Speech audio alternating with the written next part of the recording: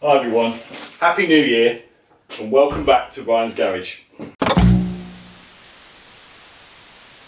I don't know about you, the last 2 weeks for me have flown by. Lots of family gatherings and social events, and it's been brilliant. Loved every minute of it.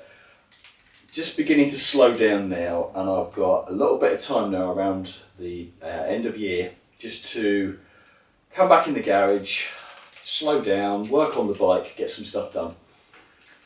At the end of this episode, I intend to be riding this bike. But that is a massively optimistic statement. I haven't carried out the steps necessary to make that happen yet. I have bought a Petcock because I figured if I can't get petrol into the engine, it's not likely to run. So, stage one, can I fit the Petcock? Will it fit on this tank in place with those carbs? I'm not sure. Let's try that. If I can get fuel to the engine, can I get it to run? If I can get it to run, can I attach a drive chain and have it driving? I don't know. But that's the plan. That's what I'm aiming to do. So let's take it one step at a time and see how far down that wish list I get. So to begin with, let's just get this set up, take the tank off. Does the Petcock fit the tank? That's the first challenge. Just before I get onto the tank, in the week leading up to Christmas, I did have an opportunity to come into the garage to do some work then, but it was really cold, extremely windy. And I'll be totally honest with you, my head just was like, I don't want to go and stand in a cold, drafty garage. So what I did do is I spent the time draft proofing the garage. So look, this is the garage door now. I have insulated it with this film, this like a film and foil. It's really good. The heat difference was remarkable. I have weatherproofed the bottom of the door with ramps and draft excluders. I've packed insulation around the outside of the door. Bottom line is, this room is now much warmer, draft free. It's a much more pleasant environment to be in, and it will just mean that I'm, just changes your mindset about being in here when it's a bit colder and a bit less nice. So I think that was an essential step. I didn't record it, but I will quickly drop in something I recorded whilst I was fitting the foil to show the effects of the insulation. So I'm applying thermal heat insulation to the garage door. I've done about half of it, and I've got this digital thermometer. So if I measure the temperature of the garage door itself, we get 9.7. If I do the same thing on the insulation that has been in place about an hour, we get 14.7. So there is a 5-degree difference between the door uninsulated and insulated. That should make a nice difference. Right, well, I think in the last upload I was still welding on this frame, and I did a bit more welding. It's not finished. I still need to finish that off, and I will finish it off, but I just need to feel some progress on the project because it's just slowed right down and I'm feeling frustrated at the speed. So I'm just gonna try and make something positive move forward. So let's see, let's get this tank off, and let's first of all let's work out if the Petcock I bought fits the tank. So full disclosure, the first thing I did off camera a few weeks ago was order a Petcock, and it was described as being for Honda, and I just blindly went, yeah, that'll do the job. They're all the same, aren't they? No. The thread of this does not fit the tank. It's just nowhere near. So then, I think on camera, I actually took the time to measure the Petcock. And hopefully this one is in fact the correct thread. And this will be the first time I've tried it. So let's see. Hey. Okay. Well, it feels like it's the correct thread. Don't think that's on fully, but it does at least. Well, at least it's the right size thread. Is it the right pitch? Yeah, I guess it is. Let's take that out for a second. Let's just make sure that tightens up on there. It feels like it does. Right, that feels like that's on there now. That's quite large. Let's go and offer that on the bike. Let's see how that's going to play with the carbs. There's the fuel tank. It's on. Let's put the tank where it needs to sit.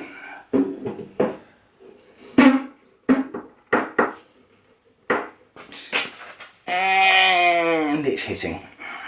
Of course it's hitting. Bugger, bugger, bugger. That's not central. That's not where it needs to be. It needs to be there and lower. I knew this was going to happen. Do I have any easy options? Probably not. Let me see if the tank was further forward. Big if. Just try as an experiment. Move these. That's where the tank was originally mounted on the frame.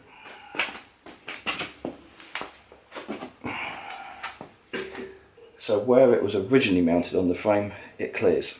It clears quite comfortably. But the tank wasn't mounted there because the steering hits. And you can't have the fuel tank fouling the steering, which was why I moved the tank back. Let me just have a look. Actually, what I can do, I can move the tank, twist that out slightly, move that back to the point it touches. About. The steering still hits.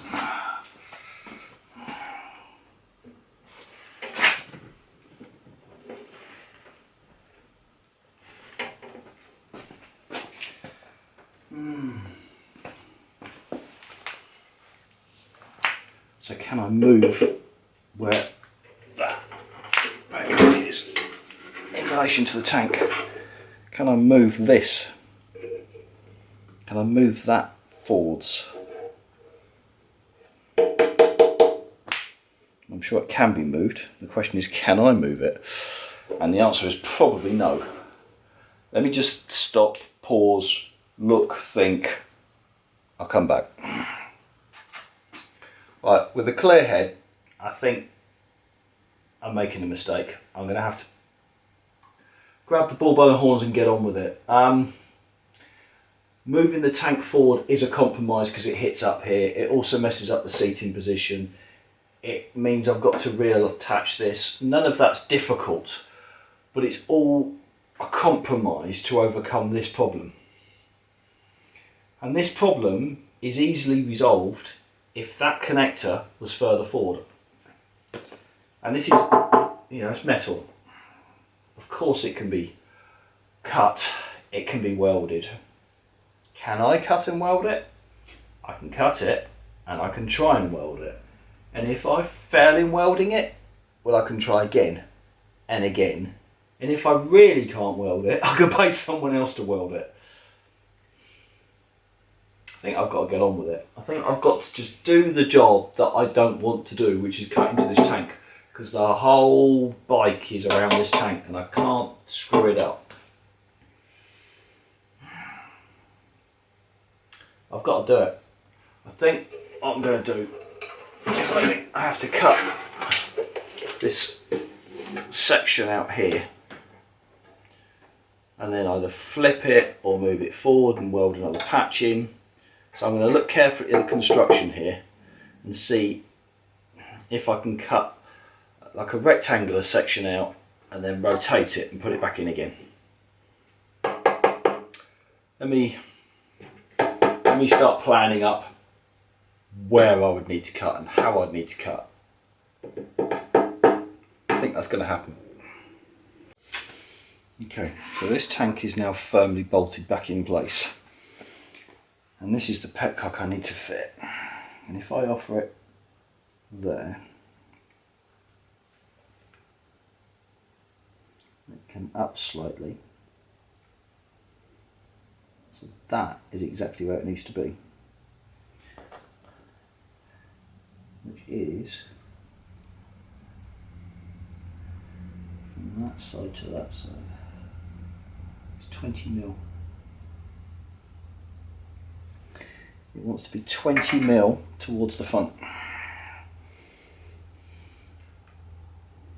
Just there. So from that edge to that edge, 20 mil. So that's what I need. 20 millimeters. Doesn't sound like a lot. Now let's look at the construction under here and see whether that. Can I cut it level there, 20 mil there, and then rotate it around and put it back in again? Can't think why not. So as an extra precaution, before I even consider cutting anything, I'm just making sure that the tank is fully vented. There is no fuel in there. There has been no fuel in there for years and years and years. I'm just literally making sure there's no fumes that have accumulated that are just sat inside, and I can feel the air now coming out from this with the fan just sat on top. So I'm just going to leave that for a while. So I've marked up where I intend to cut. I'm going to cut that rectangle out and then rotate it and put it back again. I have removed all the paint from that area, so that won't interfere with the welding. I have ventilated it by putting a little fan on the top, and just making sure there's absolutely no fumes in it. And then, because I just started doubting myself, even though there's been no fuel in this for years and years, I've just filled it with water completely, and then drained all that out as well. So I'm just letting it dry for a moment, and then I'll think about cutting that out. Okay, so it's all masked up, it's right ready to go, and then at the death I realised my Dremel didn't fit into that tight space. So I've just cobbled up this extension cable that I took from another piece of equipment, which now lets me get right in here, nice and close and square, and that should let me cut this out.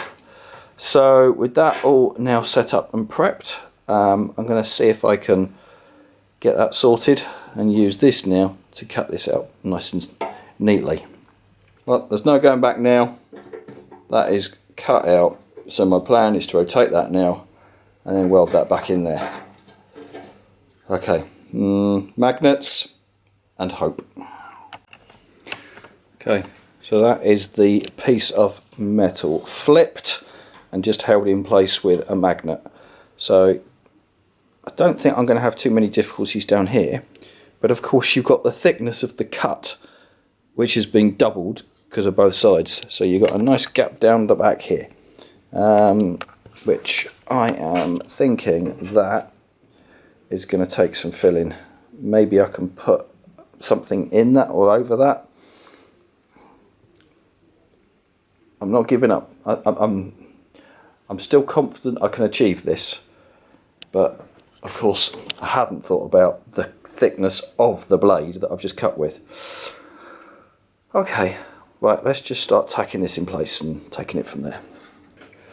Halfway point check-in, and it's in. There is obviously still holes and things along this side, and I've got a problematic side there, but I will get that. I will chase that and I will get that sorted. But I must say, I mean, that's taken me, I don't know, 45 minutes maybe.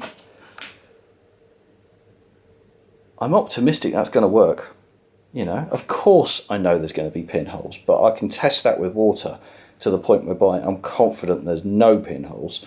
I'm also going to clean the inside of the tank at some point and line it at some point. So at this point, all I'm trying to do is mock it up and make it watertight. But that's I'm going to get there. So yeah, first attempt at trying to do something like that. And it's tricky. It's not impossible. Okay, so that's welded and no grinder. So that is the naked weld. And I mean, yeah, I ain't going to win any beauty awards, but it's certainly in place. So what I'm going to do is I'm going to give it just another 20 minutes to cool down, and then I'll see if I can test it with water to see how bad it is and see how much water comes out of it. Because there's going to be some, of course there is, but it's okay. I mean, it's in, and that wasn't as hard as I thought it might have been. To actually get that back into place and attached wasn't too bad. And it's never going to be seen, and I can clean it up with a grinder. I'm just being cautious about that first. Okay. Okay, well, I've just done the first proper test fit, and that is on. That tank is exactly where it needs to be. That petcock is in place, it's on, it's tightened, and that is missing the carburetor. That is not touching the carburetor at all. Just missing it. And the direction of the pipe is just clearing the circumference of that, and I can get to full rotation on the stopcock. Whew. Okay, it might not be watertight yet, or petrol tight, but I can sort that out if it leaks. So I can give that a test in a minute. In fact, let me put some water in it on the bench and see if it leaks. It's likely to. But from a location perspective, I've got that absolutely spot on. So I'm really pleased with that. Right, one step closer. Okay, well, I'm doing a leak test. And yes, it's leaking. Of course it's leaking. It's not leaking as badly as I thought it would. There seems to be just one point in the welding on this, up against this edge here. And there's about a litre of water in that at the moment, so that certainly would be paying out if it was worse than that.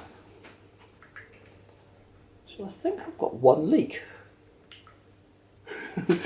Which surprises the hell out of me. Okay, we drain it out. Have another attempt at that localised area. And test it again. Okay. I am in a state of shock, quite honestly. This is my second test. So I did it once and there was a leak, and I've just welded up where I thought the leak was, and that is now dry. Oh, hold on. Is it completely dry? It's not dripping. No, there might still be some moisture in the back. Okay, I was going to say, it would probably be too much to expect it to be 100% dry. But that is not dripping. So I am bloody close. And look, turn the tap on. There is water in it. Oh, that way. So there is water in that. But it is not dripping out. It does feel slightly damp at the back though. So I might still have an issue there. But it won't stop me testing. And it is certainly getting close. Right. I am pretty happy with that for the first ever attempt at modifying a fuel tank. Now, what do I do? Is it good enough to try and connect it to the engine and start the engine? That'll probably have to be tomorrow, it's getting late now. But that is... Right, one more obstacle overcome. I think that is as far as I can go tonight. I will resume in the morning. Right, next morning I'm back in the garage. Last thing I did last night off camera was I just flooded the weld with solder just to try and seal up any pinholes. And this morning I'm testing it now, and this is the result. There's no drips, there's nothing obvious. I am feeling some moisture just under there. Now I'm going to clean and line the tank, so that might be good enough, and I can possibly have another attempt at it. It's certainly good enough for today, and that, as you can see, it is full, but there's nothing coming out. So that is certainly dry enough for a test ride. Right, now I need to drain all the water out, get it dry, and then I can put some fuel in. Try and find some fuel hose. Right, leave that to drain. Move on. Right, so the next thing I need to do is to make sure I get all the water out of the tank. So, I mean, I've tipped out everything I possibly can, and then I'm going to use what's left of the tank lining kit that I used last time, which is this tank prep. So it's a rinse and it removes water. So I'm going to put this in, seal it up, give it a damn good shake, and then get this out, and that should remove the last of the water. So yeah, that's the method at least. So I've bunged up the hole. So we pour this in, seal it up with the lid, and then give it a damn good shake. Well, this stuff that preps the tanks and removes the water absolutely stinks. So it says it's flammable. I'm just trying to dry the tank out now, and I've had to open the garage up so I don't get high as a kite, because yeah, that's got one hell of a strong smell to it. Okay, so I'm just going to leave that now until all the fumes dissipate. Then I'm going to refit the fuel tap and then put that on the bike. So I need some fuel line, need some fuel. We'll see if we can get this thing to start, which it hasn't ran in a long time, and I think last time it ran I probably had an electric start on it. So we'll see how the kickstart plays. So let's just give that a bit of time, and I'll cut you back in when it's all together.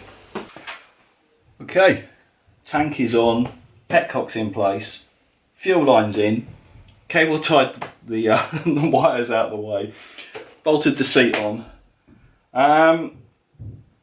Potentially it's ready to go for a quick start. Now this engine hasn't ran for a long time. So before I put any fuel near it, I need to rig up something so I can test the fuel pressure. Just need to make sure that the pump's circulating oil around the engine before I introduce any fuel. So I've got a cable, let's see, bring it around here. I've got a fuel and oil pressure sensor in place, which is just on this wire here. So if I get a multimeter, I can check for continuity between here and the engine, and there should be some.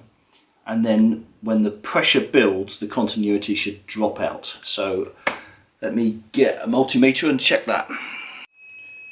Okay, you can see I have continuity. In theory,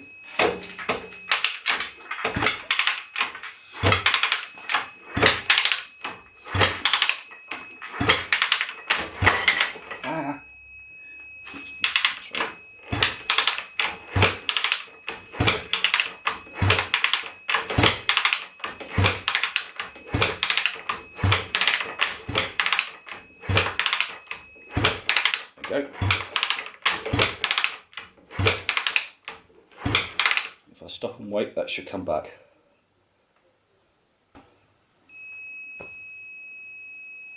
There we go.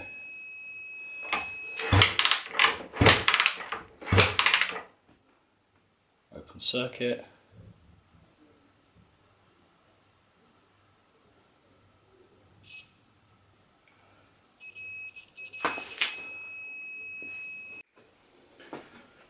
Right, next thing I'm going to try, without any fuel added to the bike at all, let's just see if a quick spray of quick easy start, does it bark off at all?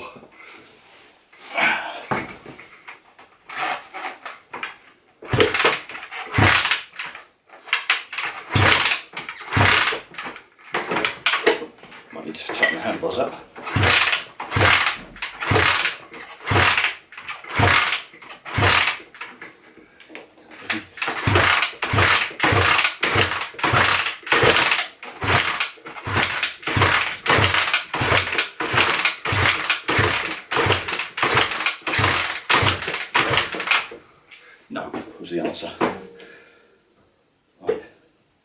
for a minute, tighten the handlebars up, try that again. Why not? Let's go for broke, let's stick some fuel in it.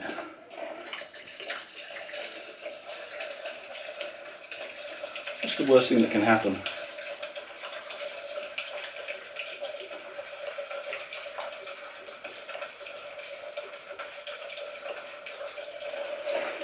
That should be plenty for a first start. And we have a leak.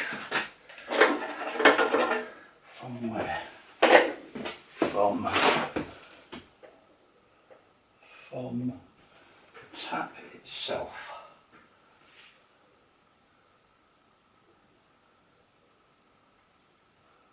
Okay, the tap itself is leaking. That's not very helpful, is it?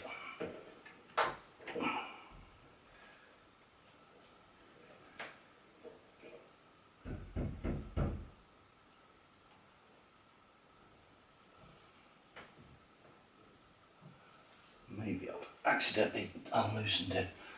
Right. It's got a drain hole in the bottom. Maybe that's come loose.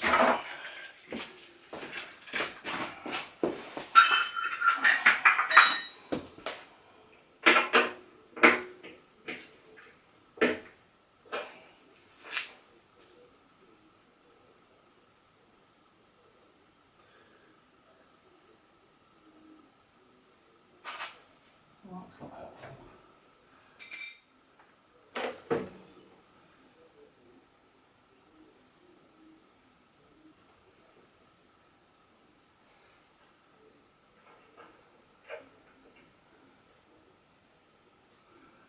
We've got a leak from the fuel tap, or the hose probably more accurately.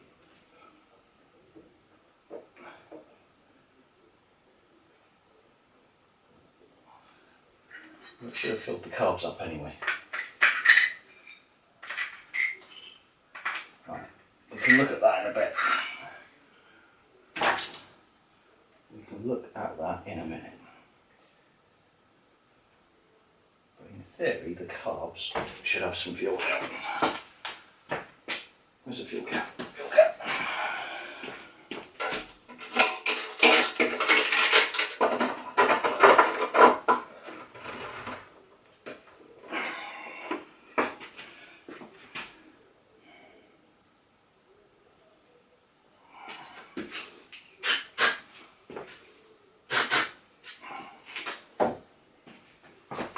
Give her another kick.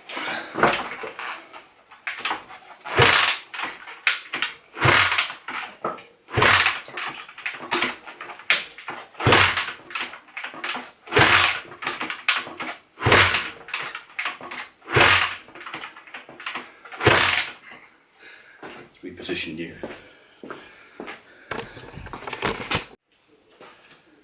Okay. There should be some fuel inside the carbs.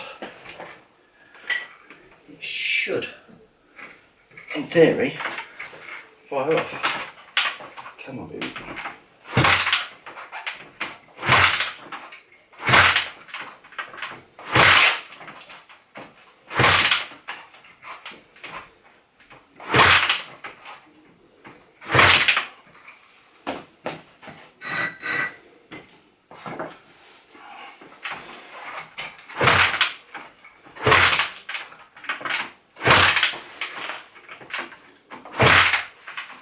Choke. Where's the choke? There. Choke.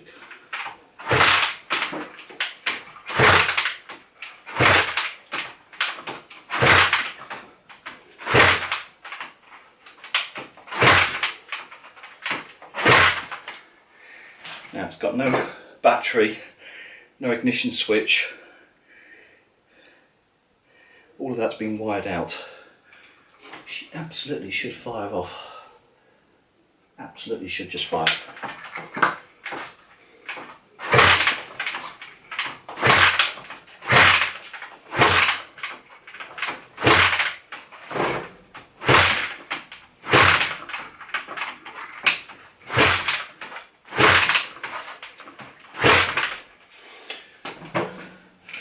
check for spark.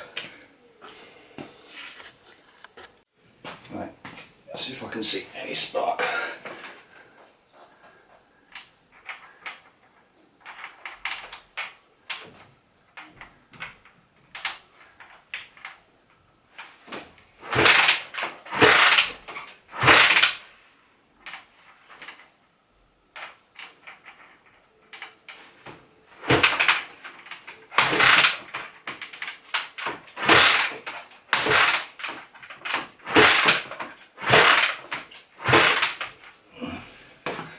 Seeing no spark. Let me just try that reversed. Ah! Okay, that would help. So my kill switch is labelled, so the kill switch you have to put to the off position. Right. Okay, that's now sparking. That certainly would have made a difference.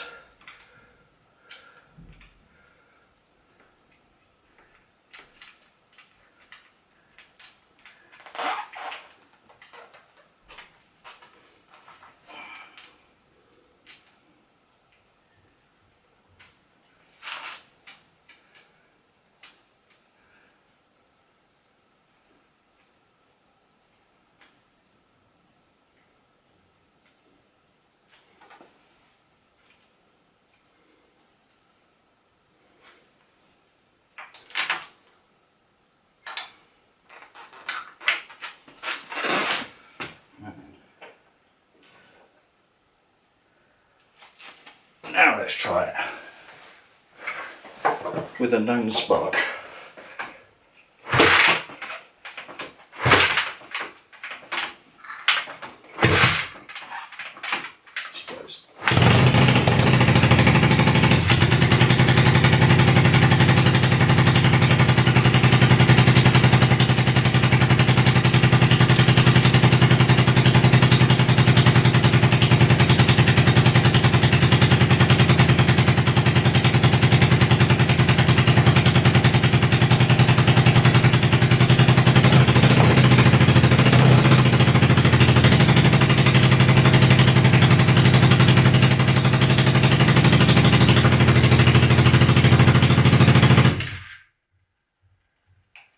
She's a runner. So against all odds, I've got a running bike. The tank seems to be holding fuel. That's bloody good. The Petcock's playing me up, but that's irrelevant for the moment. I can sort that out anytime. And I've taken it apart and it's been in and out dozens of times. So maybe I've damaged it, but I'll get back to that. They're like £4. But it runs. But will it ride?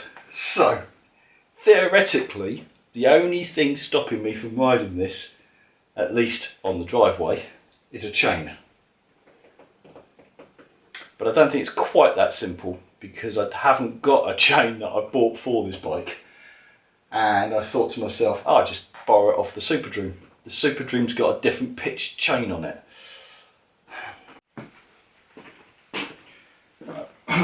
Got the old faithful Flint, the Super Dream out.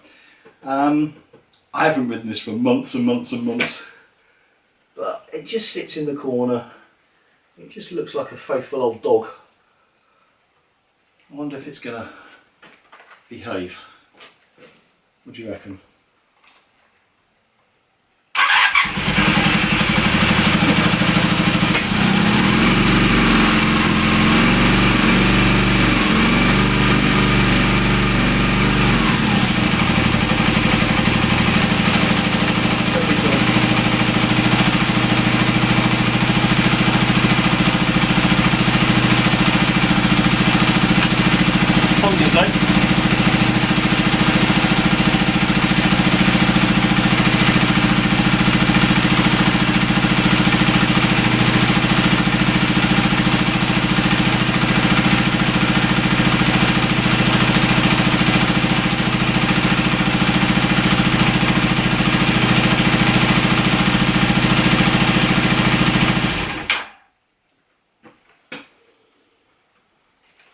Yeah.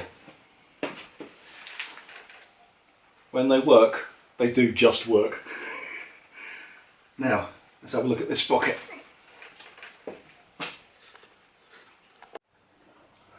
Well, annoyingly, exactly as I suspected, that's the chain off the Super Dream, and that just does not fit. Those sprockets are wider, and that just does not go on. So,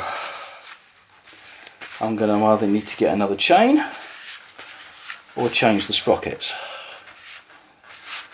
This was literally just a little test.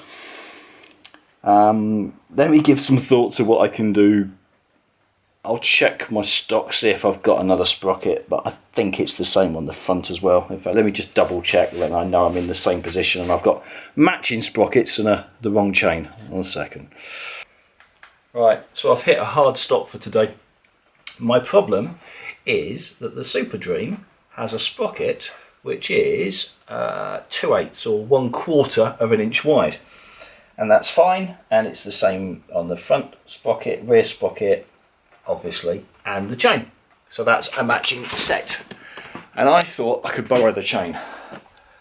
And on this bike, which has got completely different wheels and everything else, as you can imagine, the sprocket is the same pitch, but the width is 3/8 of an inch. And that's stopping me. Bugger. So, with that information, I've come over here and I've gone on Tinternet and I've looked up here. I think that the Super Dream's running a 520 pitch with 1/4 of an inch inside width, but I need a 530, which is the same pitch but wider. That is going to stop me today, and it's New Year's Day. So even if I was to jump in the car and go into my nearest city where there are some bike businesses, they might well have a 530 chain on the shelf. I think that's pretty common, but today they're going to be shut. So I think it's time for internet shopping, pack up and a wrap up. Alright, that's me all wrapped up and finished for today. I can't do any more right now without getting a chain, and so I've got one on order and it should be with me in a couple of days. So the next upload, I am genuinely expecting to be able to ride this bike. Only on the driveway, just prove it moves. But that's the expectation. So that's me wrapped up for today. The surprising news is that my fuel tank is 100% dry. No seepage, no leakage at all. Which honestly I'm genuinely surprised at. So that is the very, very first time I've tried anything like cutting and re-welding a fuel tank. And it appears to have been a success. I've ordered some hose clamps because I think actually it's the base of the hose that I just pushed onto the Petcock that's leaking. So I get some clamps and then that should stop that leak as well. Okay, I think I'm finally making some progress on this. So please do like and subscribe if this is of interest to you. And otherwise, I'll see you again in the next upload.